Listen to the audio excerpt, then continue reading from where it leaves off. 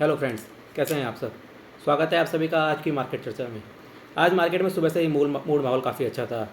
सुबह सुबह मार्केट ने गैप अप ओपन दिया, निफ्टी ने गैप अप ओपन दिया। पहले 1 घंटे के अंदर ही 22,500 क्रॉस कर गया। 22,500 क्रॉस करके 22,529.30 का ऑल टाइम हाई लगा दिया। पूरा सेलिब्रेटरी मोड हो गया था, पूरे माहौल ही पूरा चेंज हो गया था। सेलिब्रेशन आ गए थे पूरे न्यूज़ चैनल्स के अंदर, रिपोर्टिंग के अंदर। फिर जैसा कि हर बार होता आ रहा है, हमने पिछले कई बार से देखा है, जितनी बार भी 22,500 टच करता है मार्केट, उतनी बार उतना ही शार्प फॉल आता है। आज उतना शार्प फॉल नहीं आया, बट वहीं 22,530 के आसपास आने के बाद वापस से रेजिस्टेंस फेस किया मार्केट ने। लेकिन आज बहुत ही स्लोली डाउन हो रहा था मार्केट। आज बहुत भारी रेजिस्टेंस नहीं था। आज मार्केट ने आराम से थोड़ा टाइम बिताया, 22,500 के ऊपर थोड़ा टाइम बिताया। फिर 22,475 के आसपास टाइम बिताया। फिर 22,450 के आसपास टाइम बिताया। फिर उसके भी नीचे आ गया, तो ये अगले 4-5 घंटे तक ये धीरे धीरे धीरे धीरे करके नीचे आता रहा। फिर 22,430 के आसपास का लो लगाया और वहाँ से वापस से ऊपर उठा और 22,460 के आसपास, 470 के आसपास क्लोजिंग दे दी। तो ओपन हुआ था 22,455 पे, क्लोजिंग दी 22,470 पे। केवल 15 पॉइंट के गेम्स के बीच में ऊपर नीचे झूलता रहा, बट 15 पॉइंट के अंदर बंद हो गया।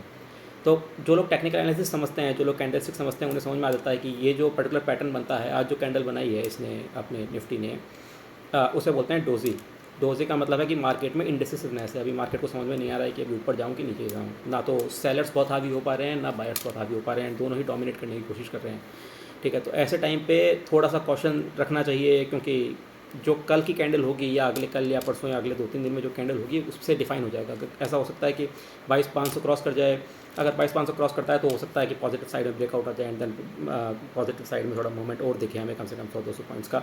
लेकिन अगर इस टाइम पे हमें कुछ नेगेटिव कैंडल दिख जाती है, तो 22,300 तक भी जा सकता है, 22,200 तक भी जा सकता है। तो एकदम से 300-400 पॉइंट का डाउनफॉल भी आ सकता है। तो ऐसे टाइम पे थोड़ा सा कॉन्शियस रहे। बहुत हैवी नई पोजीशंस ना बनाए, ये मेरी राय रहेगी। थोड़ी थोड़ी पोजीशंस बनाए, जहाँ जहाँ पे आपको अच्छा प्रॉफिट आ रहा है, हम प्रॉफिट भी बुक करें। एक और बात मैं समझाना चाहूँगा यहाँ पे, अगर आपको थोड़ा बहुत ऑप्शंस चेन एनालिसिस का आइडिया हो, या एटलीस्ट आपको सपोर्ट रेजिस्टेंस वगैरह निकालने आते हो, तो आप लोग को समझ में आ जाएगा कि जो अभी सपोर्ट्स एंड रेजिस्टेंस के हिसाब, ऑप्शंस चेन के हिसाब से जो सपोर्ट रेजिस्टेंस है, वो 22,300 से लेकर 22,500 के आसपास चल रहा है।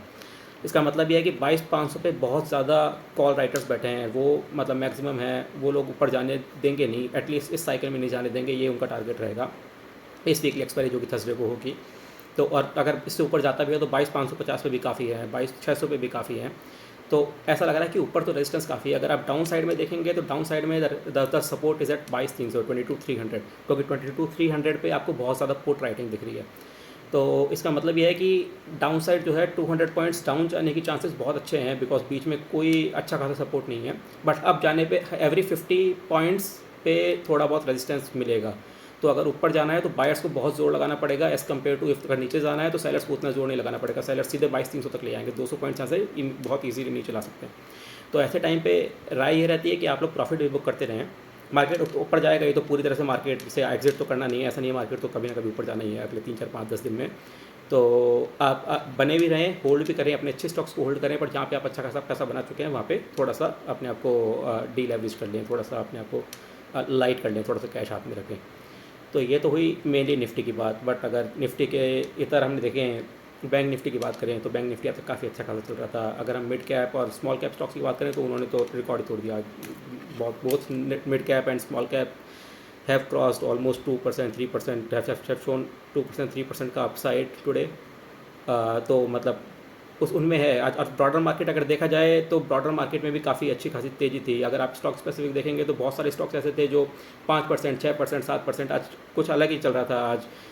मतलब मार्केट्स में एक एक स्टॉक पकड़ के बैठेंगे, आप देखेंगे कोई स्टॉक्स आप ओपन करेंगे, आपको लगेगा ये खरीद लेना चाहिए था, ये वो 6% ऊपर दिखेगा। कोई दूसरा स्टॉक पकड़ेंगे, वो 5% ऊपर दिखेगा। तो कोई पर्टिकुलर स्टॉक्स थे जो बहुत तेज़ भाग रहे थे, कुछ स्टॉक्स है जिनमें प्रॉफिट बुकिंग हो रही थी, कुछ स्टॉक्स है जो ऊपर जाकर अटक गए। एल ने आज अपना वापस से ऑल टाइम हाई टच किया। तो बहुत सारे स्टॉक्स में आज काफ़ी मूवमेंट था। आप लोग अगर ट्रैक करते हैं मार्केट को तो आप लोगों को समझ में आता कि काफ़ी अप्स मिल रहे थे, बट खरीदारी का मौका नहीं मिल रहा था। ये बहुत इंपॉर्टेंट है कि खरीदारी का मौका इसलिए नहीं मिल रहा था क्योंकि सब लोग सारे स्टॉक्स बहुत तेज़ भाग रहे थे। By the time you start looking at them, you will realize कि वो ऑलरेडी बहुत ज़्यादा भाग चुके हैं, तो फिर खरीदने की इच्छा नहीं होगी। अगर स्पेसिफिकली बात की जाए, दो सेक्टर्स जो बहुत तेज़ भागे हैं वो हैं, एक तो रियल्टी सेक्टर और एक मेटल सेक्टर। तो रियल्टी सेक्टर में जैसे डीएलएफ है, डीएलएफ ने 6-6.5% की तेज़ी दिखाई है। मॉर्निंग से ही बहुत तेज़ था। अगर कोई सोच भी रहा था डीएलएफ को, even if you are tracking that DLF stock, you wouldn't have gotten a chance to buy that stock.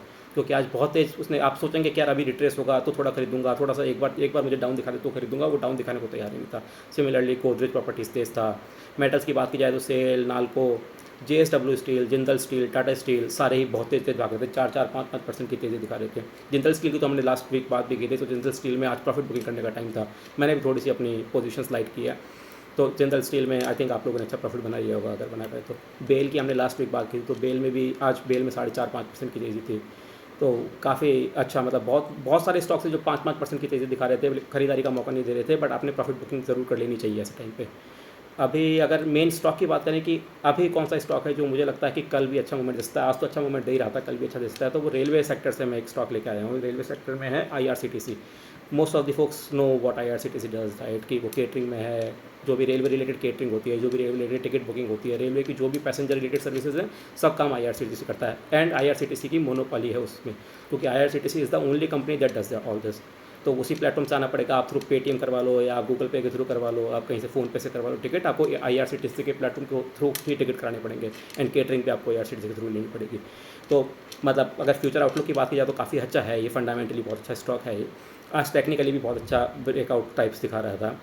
Recently 870 का लो बनाया था, जो कि अच्छा खासा सपोर्ट लेवल हो गया था। देन 950 का आज उसने जो एक रेजिस्टेंस था उसे ब्रेक किया, और 950 का रेजिस्टेंस ब्रेक करने के बाद इंपॉर्टेंट बात ये रही कि मारुबुजो कैंडल बनाई है। मारुबुजो में क्या होता है कि उसने एंड तक अपने पीक को टच करता रहा, मतलब एंड तक उसने एक बार भी सेलिंग के साइन नहीं दिखाए। तो जब ऐसा होता है कि एंड तक आप सेलिंग के साइन नहीं दिखाते, तो इसका मतलब ये होता है कि हो सकता है कल मॉर्निंग में भी वो सेलिंग वो बाइंग कंटिन्यू रहेगी, क्योंकि आज शाम तक लोग खरीदते रहे तो कल सुबह सुबह आके वो वापस खरीदना शुरू करेंगे। तो ऐसे जो स्टॉक्स होते हैं वो BTST करने के लिए, मतलब बाय टुडे सेल टुमारो करने के लिए बहुत अच्छे रहते हैं। तो आप उस पर नज़र बनाए रख सकते हैं, कल आप देखना उसमें हो सकता है उसमें आपको पॉजिटिव मोमेंटम देखे, कल भी खरीदारी का मौका हो सकता है। लेकिन थोड़ा भाग चुका है ऑलरेडी, 4-5% तो आज ही भाग गया था। तो बहुत जल्दी पोजीशन ना बनाएं, ये मैं आपको केवल नॉलेज के हिसाब से बता रहा हूँ, बाय सेल का कोई रिकमेंडेशन नहीं है, बट आपकी नॉलेज होनी चाहिए कि किसी कैंडल को कैसे रीड करें, और अगर किसी स्टॉक में पोजीशन बनानी तो कब बनानी चाहिए। अगर आप आज पोजीशन बनाते तो शायद आज बेहतर रहता, कल शायद लेट हो जाएगा, बट अगर आपको थोड़ा सा डाउनफॉल दिखे तो आप उसमें पोजीशन बना सकते हैं अपनी सूझबूझ के हिसाब से। यह तो हुई आज के मार्केट की बात। मेरे ख्याल से आज काफ़ी इंटरेस्टिंग था मार्केट, कल का मार्केट और भी इंटरेस्टिंग रहेगा, कल देखना पड़ेगा किस तरफ का मूवमेंट देता है। बट आपको अगर किसी स्टॉक के बारे में या मार्केट के बारे में और कोई चर्चा है, कोई भी स्पेसिफिक चीज़ है जो आप पूछना चाहते हैं, तो ज़रूर मेरे से पूछें, कमेंट्स में बताएं मेरे से। सब्सक्राइब कर लें चैनल को, मैं डेली वीडियोस लाता रहता हूँ, एजुकेशनल वीडियोस भी होती है, साथ में मार्केट रिलेटेड चर्चा भी होती है कि मार्केट में क्या चल रहा है करंटली, मार्केट का फ्यूचर आउटलुक क्या है, वो भी बात करते हैं। तो सब्सक्राइब करें, लाइक करें, शेयर करें, एंड बने रहे चैनल के साथ। तब तक के लिए, बाकी हम कल और वीडियो लेके आएंगे, तब तक के लिए आप लोग रेस्ट कीजिए। शुभ रात्रि, थैंक यू।